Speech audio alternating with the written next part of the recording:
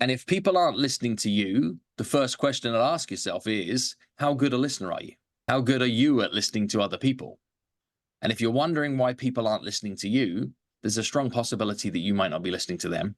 Yeah. And yes, it's about being more curious, but it's also about being strategically curious, not just scattergunning somebody with an interrogation of questions.